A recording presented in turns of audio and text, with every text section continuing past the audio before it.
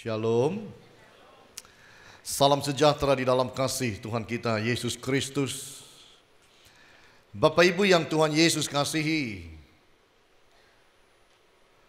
saya membaca kisah mengenai pembuat biola, violin. Ada pembuat biola yang top dunia, namanya Stradivarius. Keluarga ini adalah keluarga Italia yang hidup di tahun 1700-an. Keluarga ini sangat ahli di dalam membuat biola. Khususnya seorang anaknya yang bernama Antonius Stradivarius. Jago membuat biola, dan biola yang mereka buat tahun 1700-an sampai dengan hari ini tidak tertandingi.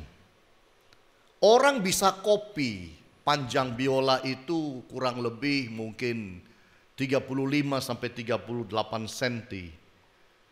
Bisa dikopi panjangnya, bisa dikopi lebarnya, bisa dikopi tingginya, bisa dikopi tebalnya kayunya. Bisa dikopi pula 3 bahan kayu yang berbeda. Tapi tidak ada satu orang di dunia ini bisa mengalahkan biola dengan satu merek Stradivarius. Suaranya itu khas, beda dibandingkan dengan yang lain-lain, langit dan bumi. Itu sebabnya sampai hari ini orang itu berusaha kalau mau bikin biola itu mencoba mencontek yang dimiliki oleh keluarga Stradivarius ini. Tapi nggak pernah bisa. Karena ada satu yang berbeda, yaitu furnace-nya. Kalau sudah jadi itu di furnace, furnace-nya itu beda. Itu campuran dari bermacam-macam tanaman yang orang tidak tahu mereka pakai tanaman apa untuk membuat furnace-nya. Lalu diolah seperti apa? Lalu itu dimasak, dipanaskan dengan suhu berapa? Dengan berapa lama? Nobody knows. Tidak ada yang tahu. Orang bisa contek warnanya, furnace-nya, tapi tidak pernah bisa mencontek dalam isinya. Dan furnace yang dibuat oleh keluarga Stradivarius ini, ketika diselidiki Bapak Ibu, mengandung zat-zat yang membuat hama dan binatang-binatang kecil itu menjauh sehingga tidak bisa merusak akan biola atau cello yang dibuat oleh mereka. Baru-baru ini dijual satu cello yang mereka buat, keluarga dibuat, dilelang. Ini buatan tahun 1725. Cello ini dilelang di London dengan harga, nama cellonya itu dikasih nama Lady Blunt. Harga yang dijual kira-kira tebak berapa? Satu alat musik cello tapi buatan Stradivarius asli dijual dengan harga 220 miliar rupiah.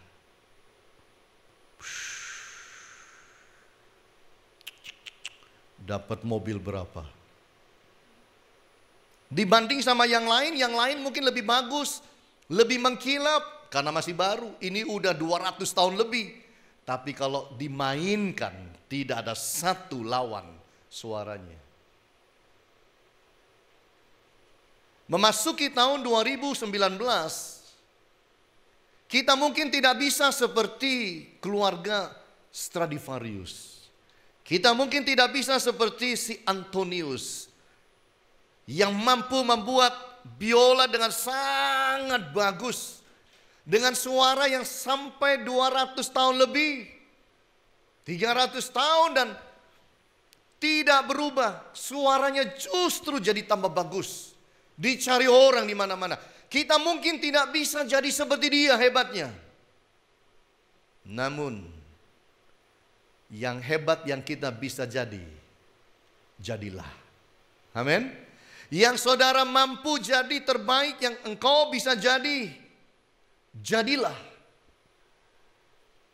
Dengan semua yang kita punya, dengan semua yang Allah berikan dalam hidup saudara dan saya, mari di tahun ini kita all out apa yang kita punya, kita pakai dengan baik supaya kita bisa hidup dan hidup dengan baik di tahun ini. Hari ini saya ingin menyampaikan firman Tuhan dengan satu tema, conquering the giant. Menaklukkan raksasa. Menaklukkan raksasa-raksasa yang mungkin muncul dalam hidup kita di tahun ini. Masalah-masalah yang mungkin muncul di tahun ini. Tantangan-tantangan yang bakal kita hadapi di tahun ini. Mari kita siapkan hati dan hidup untuk kita menaklukkan the giants in this year. Kita taklukkan raksasa-raksasa yang mau mengganggu kita, menghalangi kita, menghancurkan kita. Mari kita kalahkan supaya kita hidup berkemenangan. Saya akan membawa kita melihat di dalam kisah Daud dan Goliat dalam 1 Samuel pasal yang ke-17. Mengajarkan bagaimana kita menjadi seorang pemenang. Kalau saudara mau jadi pemenang, nomor satu yang harus saudara lakukan, kalau mau jadi pemenang di tahun ini, number one for you to do it adalah recycling negativity into positivity. Merecycle sesuatu yang negatif menjadi positif. Amin. Kalau saudara mau hidup berkemenangan, mari mengubahkan yang negatif menjadi yang positif. Itu pula yang disampaikan oleh Insinyur Ciputra. Mengubah sampah menjadi harta. Mari kita lihat di dalam 1 Samuel 17 bagaimana Daud di dalam kehidupannya ketika akan berhadapan dengan Goliat. Pasal 17 ayat 17 dan 18. Ada beberapa ayat saja yang saya ingin bacakan, kita lihat. Isai berkata kepada Daud anaknya, ambillah untuk kakak-kakakmu berti gandum ini seeva dan roti yang 10 ini. Bawalah cepat-cepat ke perkemahan kepada kakak-kakakmu, dan baiklah sampaikan keju yang 10 ini kepada kepala pasukan 1000. Tengoklah apakah kakak-kakakmu selamat, dan bawalah pulang suatu tanda dari mereka. Ayat 23. Sedang ia berbicara dengan mereka, tampillah maju pendekar itu, namanya Goliat orang Filistin dari Gat, dari barisan orang Filistin. Ia mengucapkan kata-kata yang tadi juga, dan Daud mendengarnya. 28.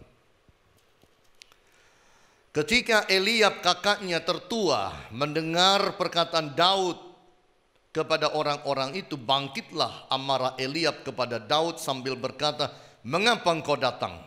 Dan pada siapakah kau tinggalkan kambing domba yang 2-3 ekor itu di padang gurun? Aku kenal sifat pemberanimu dan kejahatan hatimu. Engkau datang kemari dengan maksud melihat pertempuran. Ayat 33. Tetapi Saul berkata kepada Daud, tidak mungkin engkau dapat menghadapi orang Filistin itu untuk melawan dia, sebab engkau masih muda, sedang dia sejak dari masa mudanya telah menjadi prajurit. 37. Pula kata Daud, Tuhan yang telah melepaskan aku dari cakar singa dan dari cakar beruang, dia juga yang akan melepaskan aku dari tangan orang Filistin itu. Kata Saul kepada Daud, pergilah, Tuhan menyertai engkau. 42. Ketika orang Filistin itu menunjukkan pandangnya ke arah Daud serta melihat dia, dihinanya Daud itu karena ia masih muda, kemerah-merahan dan elok parasnya. Orang Filistin itu berkata kepada Daud, anjingkah aku, maka engkau mendatangi aku dengan tongkat. Lalu demi para allahnya orang Filistin itu mengutuki Daud 44. Pula orang Filistin itu berkata kepada Daud, hadapilah aku, maka aku akan memberikan dagingmu kepada burung-burung di udara dan kepada binatang-binatang di padang. Bapak Ibu, kalau kita baca ayat-ayat ini, ada satu yang menonjol. Daud ini diserang dengan yang namanya negatif. Kenegatifan menyerang Daud mulai dari ayahnya. Ayahnya tidak anggap Daud sebagai orang pandai. Itu sebabnya Daud itu tidak diikutkan pertempuran karena masih muda, dianggap tidak berpengalaman, dianggap tidak mampu apa-apa, daripada mengisi kekosongan hidup di mana Daud mungkin hanya bermain dengan iPad dan iPhone. Dikasihlah kambing domba 2-3 ekor, suruh jaga supaya nggak bikin repot di rumah. Lalu kemudian dipanggillah Daud, bawa rantangan ini kasih makan kakak-kakakmu. Kasih juga keju-keju kepada pimpinan-pimpinannya. Dengan maksud supaya pimpinan-pimpinan ini baik-baik hati dengan kakak-kakaknya. Dikasih makanan. Ayahnya melihat Daud hanya sebagai anak kecil yang tidak mampu apa-apa. Ayahnya hanya menjadikan Daud itu seorang tukang gojek yang antar makan untuk kakak-kakaknya. Sampai di sana dia lihat kok nggak perang-perang, mainannya cuma baris berbaris. Lalu dia lihat Goliat, dia tanya siapa itu kok banyak bicaranya itu, sombong amat kalau bicara. Menghina kita lagi, menghina Tuhan kita lagi, menghina barisan Allah lagi. Lalu orang-orang bilang siapa aja bisa lawan dia. Itu raja akan kasih dia harta yang banyak, bisa diangkat jadi mantu. Begitu. Lalu dia kasih makan kepada kakaknya, kakaknya marah, Eliab. Ngapain lu kesini? Memang lu tuh bandel, nakal dari muda. Kesini cuma bikin repot orang aja. Tanya-tanya macam-macam. Bukan urusan kamu anak kecil. Kamu itu kesini hanya ingin lihat pertempuran. Dimarahin. Mana tuh domba 2-3 ekor yang kamu dititipin ayahmu? Sana bergaul sama kambing domba. Ini urusan orang dewasa. Berperang melawan Goliat dan Filistin. Gitu. Negatif lagi kan? Menghadap kepada Raja Saul. Raja Saul bilang apa? Tidak mungkin kamu bisa mengalahkan Goliat. Dia itu loh, kamu itu masih kecil, ingusan dia udah jadi tentara. Kamu cuman gembala domba, tidak pernah dilatih militer, tidak pernah pakai baju militer, tidak pernah bertempur. Mau lawan dia tuh buat apa? Tuhan akan menyertai aku. Daud. Daripada repot-repot, pikirnya Saul, ya sudah pergilah, Tuhan menyertai engkau. Paling-paling mati kau. Gitu. Negatif itu kan. Lalu kemudian dia berhadapan dengan Goliat. Apalagi yang terjadi? Goliat hina dia. Goliat kutuki dia. Kau kira aku ini anjing kali? Datang sini bawa tongkat. Karena Goliat itu pakai baju perang. Itu helmnya aja 57 kilo. Bayangin saudara, itu pedangnya berapa kilo itu. Kok kamu datangin aku bawa tongkat ini, kau kira aku anjing kah?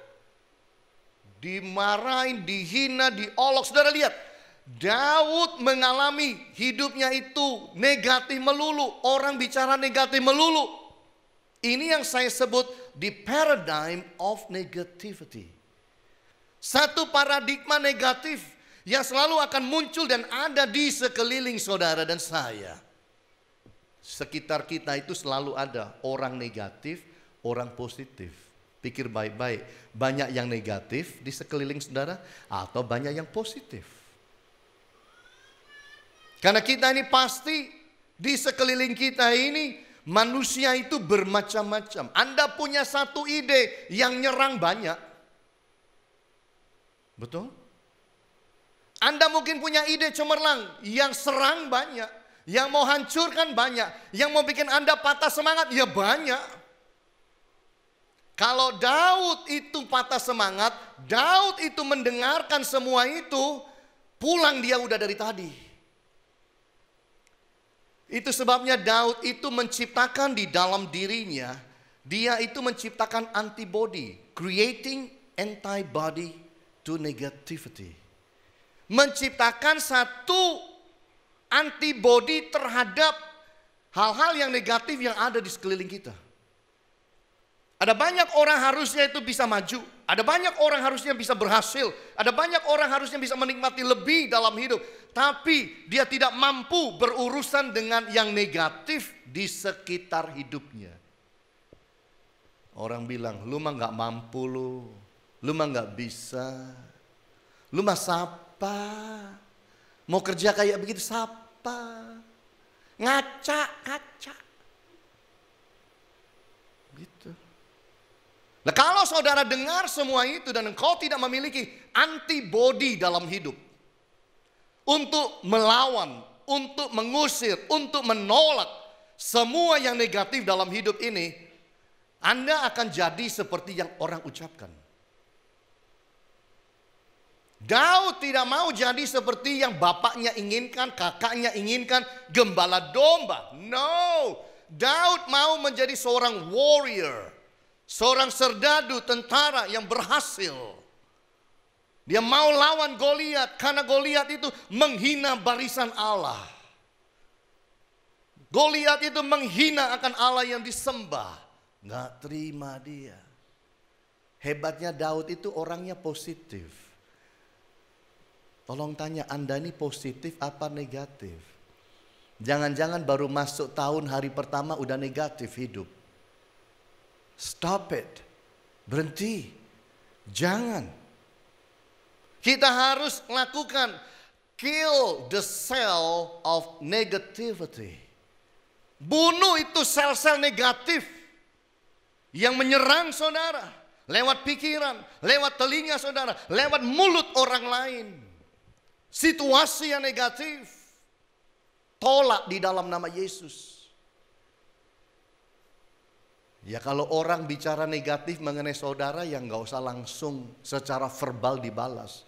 Saya tolak dalam nama Yesus. Nggak usah, nanti ribut gegeran kita. Tolak di dalam hati. Antibody dari dalam. Ini yang Tuhan mau terjadi dalam hidup saudara dan saya. Saya membaca kisah mengenai anak muda bernama Ben Smith. 8 tahun sekolah. Itu dibully teman-temannya. Sebagai orang yang bodoh, anak yang tidak bisa apa-apa. 8 tahun dibully orang itu nggak main-main. Setelah dia lulus, dia bikin satu program. Saya akan buktikan teman-teman, saya ini orang benar dan orang baik dan orang hebat. Saudara tahu apa yang dilakukan? Dia ikut lari maraton. Dia ciptakan satu program lari maraton separuh jalan 21 kilo. Yang hebatnya, lari maraton 21 kilo ini dilakukan selama 401 hari. Tiap hari 21 kilo, tiap hari. Sambil dia itu fundraising, mengumpulkan dana untuk dibagikan kepada teman-teman yang dia tahu yang suka dibully orang untuk menguatkan mereka. Berhasil tidak? Berhasil. Mungkin kalau dia bicara dengan teman-temannya, aku mau lari loh 401 hari, tiap hari 21 kilo. Teman-temannya pasti ketawa. Siapa kamu itu? Bawa pensilnya gak cetok kok lari. Tapi dia lakukan itu. Dia punya antibody untuk menolak yang negatif di dalam hidup. Saudara harus bangun itu. Sebuah antibody dalam kehidupan saudara untuk menolak omongan-omongan negatif. Nubuatan-nubuatan manusia biasa. Yang bilang engkau tidak bisa, engkau tidak mampu, engkau tidak akan berhasil. Kalau ada orang berkata, tahun ini, saya beritahu Anda, tahun ini 2019 bakal sama seperti tahun 2018. Justru tahun ini 2019 tambah soro. Jangan diiyakan. Rasanya ya gitu memang. Aku ya setuju baik kamu. itu Anda keracunan udah. Anda udah keracunan. Anda harus punya antibody dan menolak itu di dalam hati. Dalam hati bilang, dalam nama Yesus saya tolak ini. Dalam nama Yesus. Kalau mau terjadi buat dia silakan, not for me. Gitu. Amin. Nggak usah kita debat. Memang dia negatif. Ya udah. Tapi jangan negatifnya itu menyerang kita. Sama ketika saudara bergaul tiba-tiba satu kali waktu ketemu teman lama. Teman lama saudara ini flu berat. Batuk, pilek, tisu satu roll habis. Di depan mata saudara satu roll habis. Saking flu-nya. Apakah saudara pulang diem aja? Saya nggak yakin. Anda pulang Anda akan bilang kepada orang di rumah. Minta vitamin C. Kenapa? Tadi baru ketemu orang bawa virus. Vitamin C 1000 mili. Minum. Kenapa? Antibody. Untuk supaya Anda tidak tertular, tidak terjangkiti batuk, pilek, flu itu. Sama. Kalau yang negatif diserang kepada saudara, jangan diem. Miliki antibody. Tolak itu semua. Karena kita diciptakan Tuhan untuk menikmati berkat-Nya, kebaikan-kebaikannya, pertolongan-pertolongan Allah, penyertaan Dia yang ajaib. Yang kedua kita lihat bersama-sama. Yang kedua bicara mengenai bahwa untuk kita berhasil dan sukses dalam hidup, kita harus power up your heart. Power up your heart. Kita harus membuat hati kita itu jangan mengecil, mengkeret, tapi harus besarkan hati kita. Itu. Power up your heart. Coba lihat ayat di dalam ayat 34, 30 sampai 37. Tetapi Daud berkata kepada Saul, ketika Saul tadi bilang kamu tidak mungkin, dia berkata begini, hambamu ini biasa mengembalakan kambing domba ayahnya. Apabila datang singa atau beruang yang menerkam seekor dari domba kawanannya, maka aku mengejarnya, menghajarnya, melepaskan domba itu dari mulutnya. Kemudian apabila ia berdiri menyerang aku menangkap janggutnya, lalu menghajarnya, membunuhnya. Baik singa maupun beruang telah dihajar oleh hambamu ini. Dan orang Filistin yang tidak bersunat itu, ia akan sama seperti salah satu daripada binatang itu. Karena ia telah mencemooh barisan daripada Allah yang hidup. Pula kata Daud, Tuhan yang telah melepaskan aku dari cakar singa dan dari cakar beruang, Dia juga yang akan melepaskan aku dari tangan orang Filistin itu. Kata Saul kepada Daud, pergilah, Tuhan menyertai engkau. Lalu kita lihat ayat 45 sampai 47, ayat yang terakhir.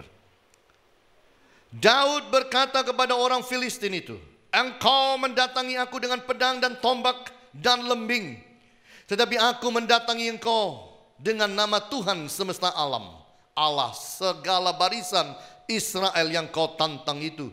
Hari ini juga Tuhan akan menyerahkan engkau ke dalam tanganku, dan aku akan mengalahkan engkau dan memenggal kepalamu dari tubuhmu. Hari ini juga aku akan memberikan mayatmu dan mayat tentara orang Filistin kepada burung-burung di udara dan kepada binatang-binatang liar, supaya seluruh bumi tahu bahwa Israel mempunyai Allah. Dan supaya segenap jemaah ini tahu bahwa Tuhan menyelamatkan, bukan dengan pedang dan bukan dengan lembing, sebab di tangan Tuhanlah pertempuran, dan Ia pun menyerahkan kamu ke dalam tangan kami. Bapak Ibu, kita baca ayat-ayat ini, kita bisa lihat siapa Daud itu. Kecil orangnya, pendek orangnya, tapi hatinya besar. Tapi kadang-kadang kalau kita lihat dalam dunia ini, berjumpa dengan orang besar badannya, tinggi orangnya, hatinya kayak hati ayam, kecil.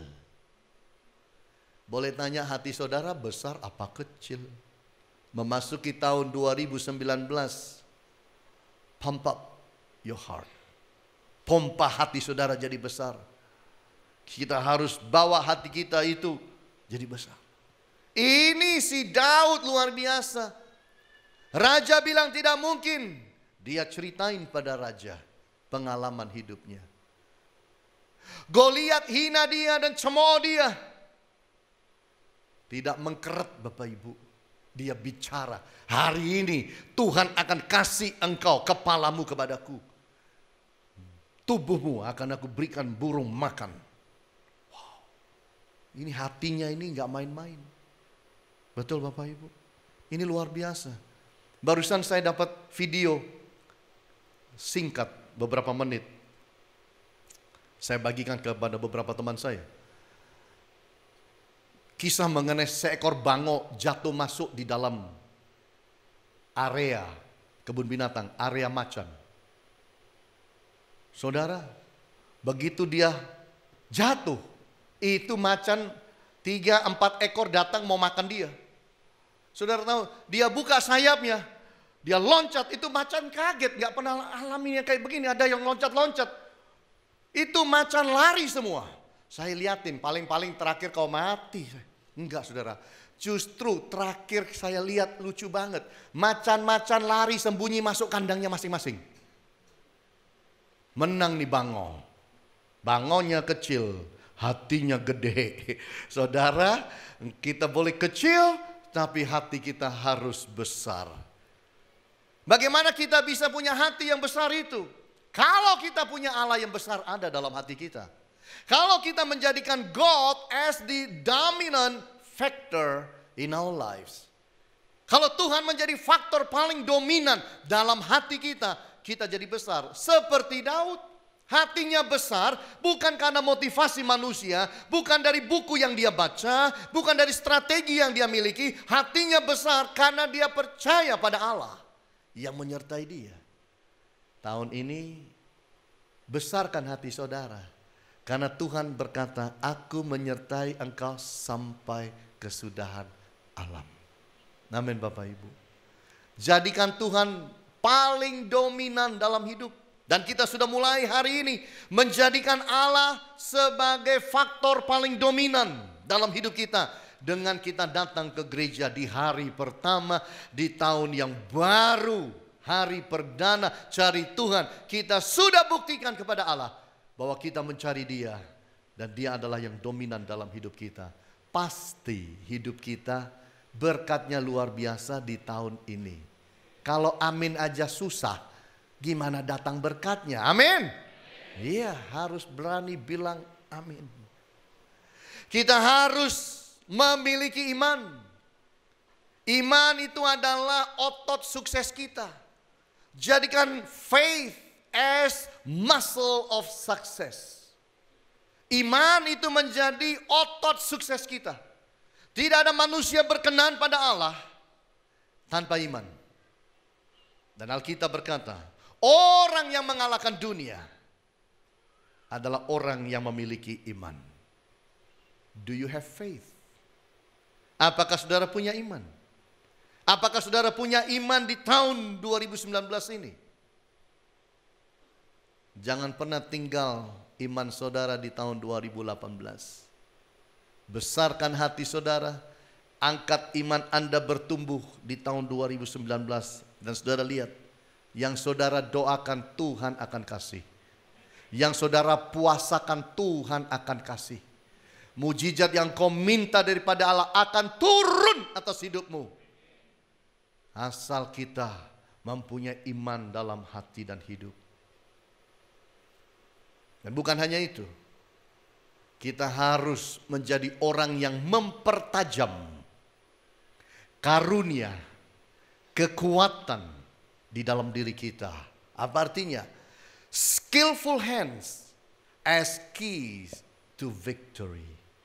Memiliki tangan yang betul-betul sangat ahli, profesional, berkualitas. Maka tahun ini akan menjadi tahun penuh rahmat bahagia bagi kita.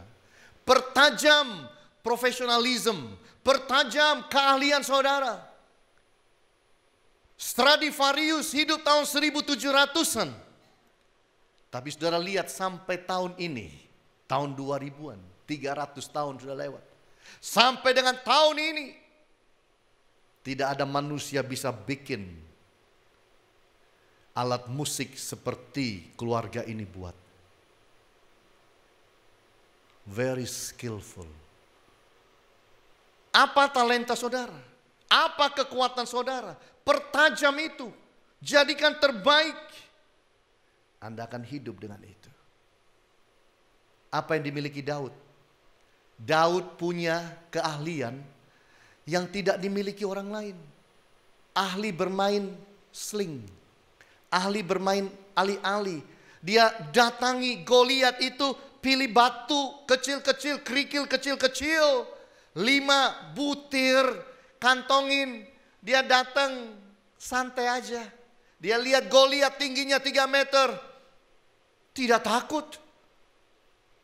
Makanya Goliat bilang, lu itu siapa? Anak kemarin lu.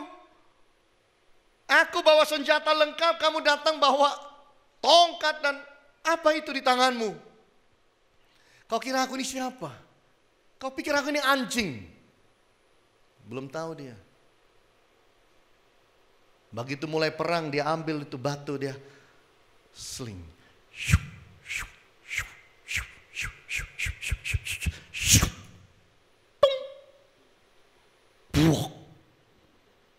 Langsung jatuh ini. Udah mati belum? Belum. Langsung Daud datang, ambilin pedangnya, potong kepalanya, bawa pergi nih. Foto, upload Instagram.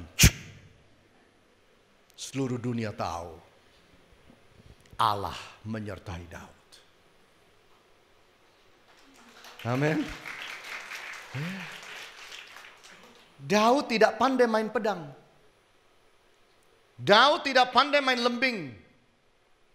Daud tidak mampu bermain tombak. Tapi satu yang Daud pandai, main ali-ali.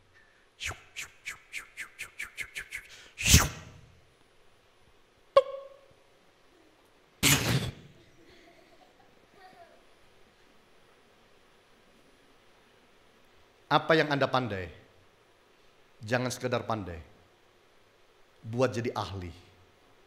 Sampai orang lain lihat. Orang lain bilang begini. Memang kalau hebat dia. Aku lumayan. Tapi memang dia yang hebat. Gitu.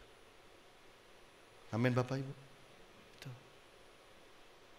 Tuhan sudah beri karunia itu. Pakai. Tuhan sudah tanam itu talenta dalam dirimu. Pertajam. Sampai tajam sekali. Sampai kompetitor itu kita tinggal di belakang. Musuh-musuh tinggal semua di belakang. Dan mereka berkata, hebat. Ciami Anda. Hebat. Bahasa Surabaya. Ciami konegi. Ciami. Amin. Lalu jangan sombong kita. Semua yang aku punya karena Tuhan. Amin Bapak Ibu. Itu yang Tuhan mau. Saya baca kisah mengenai orang Jepang. Namanya adalah Korehira Watanabe. Waktu dia masih kecil, dia itu senang sekali dengan pedang. Lalu muncul di dalam hatinya, dia ingin menjadi pembuat pedang di Jepang. Ketika dia beritahukan kepada seisi rumah, dia mau jadi pembuat pedang. Orang rumah bilang begini, dengar. Kalau kamu mau menjadi pembuat pedang, keluar dari rumah ini, jangan pernah kembali ke rumah ini. Kamu tidak akan pernah bisa hidup kaya dengan membuat pedang. Niatnya tetap niat. Dia pelajari pedang-pedang tersohor zaman-zaman dahulu yang bagus-bagus dari suku Heian dan ada satu suku lagi. Pelajari. Lalu dia bilang, saya tidak mau bikin pedang sembarang pedang. Saya akan bikin pedang seperti leluhur-leluhur bikin pedang top. Dia cari guru. Dia dapat satu guru. Guru yang hebat sekali. Namanya Akihira Miyayeri. Dia berguru, diterima, diajar bagaimana membuat pedang seperti leluhur buat. Diukir seperti leluhur buat. Yang tajam seperti leluhur buat. Yang kuat seperti leluhur buat. Sekarang Korehira sudah 40 tahun menjadi pembuat pedang Jepang. Bukan sembarang pedang. Pedang top. Kalau dijual miliar. Skillful. Amin. Skillful. Ahli. Tuhan sudah tanam itu dalam diri saudara. Tinggal dua. Dikuburkan atau dipakai. Ditumbangkan atau dikembangkan. Tuhan sudah beri itu dalam hidup saudara. Jangan main-main. Kalau kita pakai tahun ini, kita akan tambah mantap jalannya. Kalau kita pakai tahun ini, kita akan tambah berhasil. Kalau tahun ini kita pakai dengan kasih karunia Tuhan, kita akan lebih sukses dari tahun 2018. Buang yang negatif, recycle jadi positif. Besarkan hati saudara, power up your heart. Maka kita akan lihat Tuhan menyertai kita di tahun 2019. Selamat tahun baru, Tuhan Yesus berkati kita semua. Haleluya, amin.